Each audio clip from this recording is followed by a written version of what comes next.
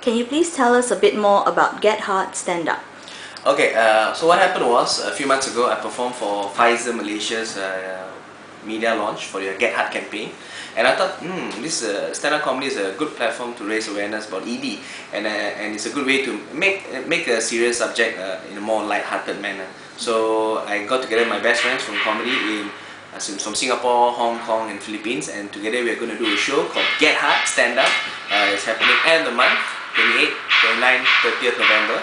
And tickets are selling really fast, so it's only 40 ringgit per ticket, so it's too cheap.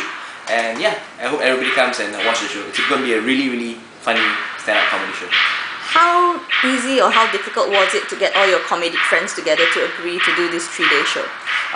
Getting the comics was very easy because Malaysian audiences are a really fun and very loving crowd when it comes to comedy.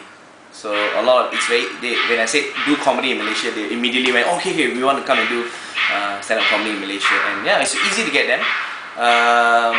The collaborative effort with Pfizer also was very breezy, because Pfizer is a very brave company in using stand-up comedy as a platform to raise awareness, and yeah, it's a really exciting venture, and it's been smooth going ever since.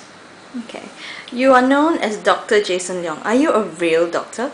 Yes. Unfortunately, I am a real doctor. I graduated from the University College of Dublin, Ireland, and I've been working as a doctor for 4 years now.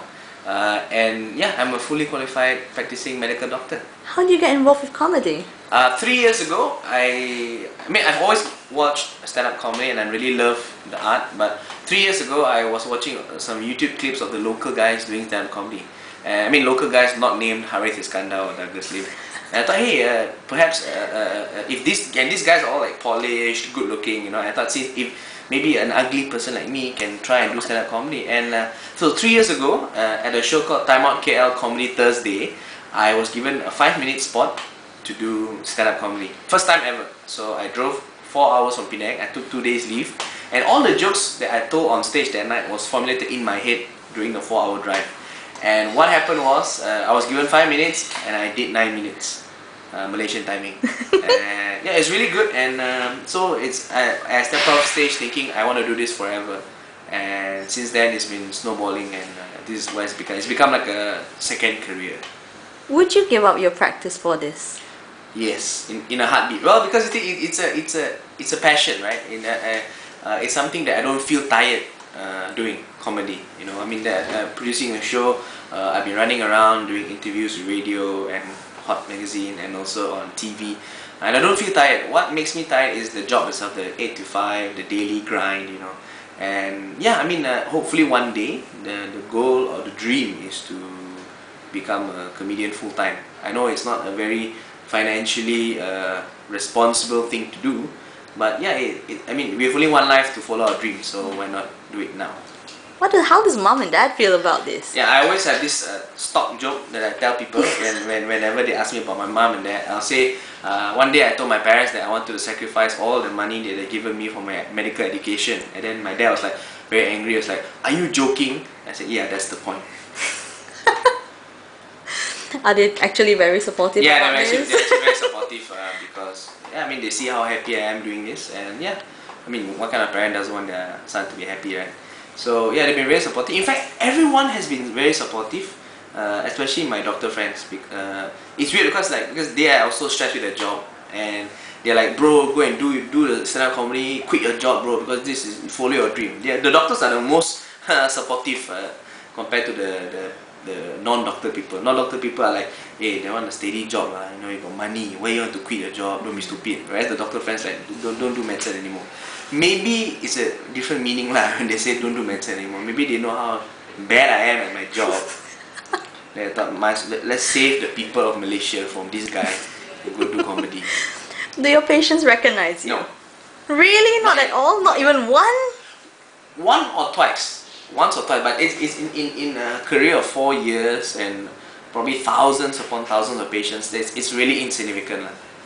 So yeah, no patients recognize you, because as a government doctor, what we do is we work in the government sector, private sector, public sector, and a lot of these patients are the lower income earners, and they number one, don't speak English.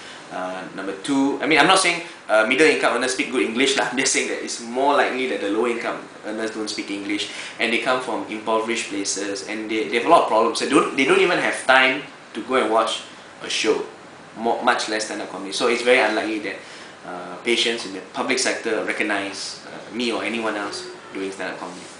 Okay, back to your show, Get H4rd Stand Up. It's a collaborative effort of 4 comedians, correct? Yes.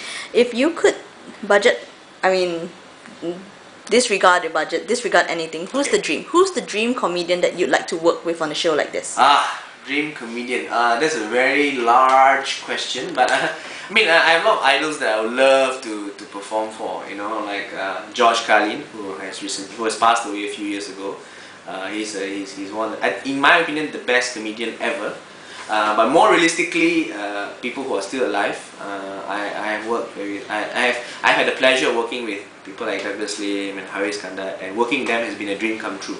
But to aim higher, further, and away from home, one day I would love to perform with the great man himself, Russell Peters, Chris Rock, who's still alive, Dave Chappelle, Louis C.K., Ricky Gervais. I mean, it's all very far off lah. I mean, it's a pipe dream or whatever. I mean, so if you know anybody who knows these people, you just give me a call.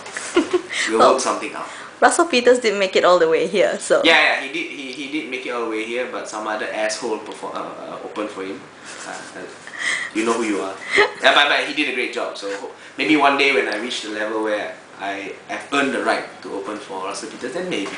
Okay. We work for a magazine called Hot, so we have to ask you, what makes Get H4rd Stand Up a hot ticket item that everybody has to go and watch? Okay, very easy question to answer. These comedians that I've brought together they are stars in their own country. Okay, so Rishi Pudrani, he is the winner of the 6th annual Hong Kong comedy competition, the first Singaporean to win that competition, and he just came back from touring the US. He performed in Los Angeles, New York, and Minneapolis, and he is one of Singapore's best comedians, so he's coming down here.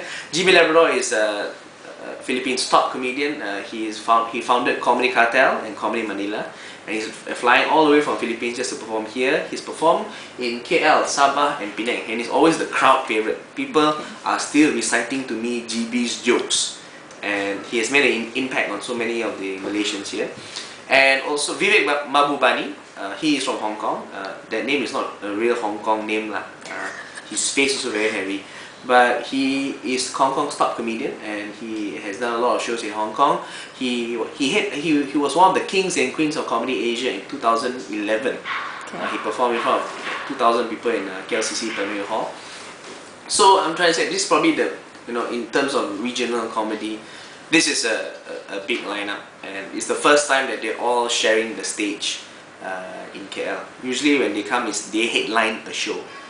Right? It's headlining Rishi Pudrani, but now it's everyone together. And also, the second thing that makes it a hot ticket item is because we Malaysians we now got economic problem with GST and everything, price so expensive.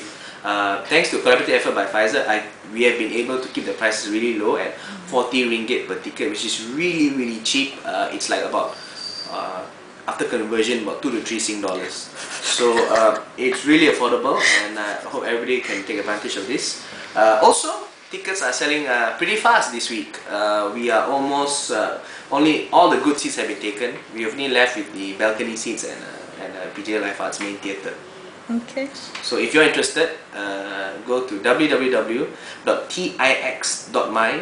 That's www.tix.my to book your tickets.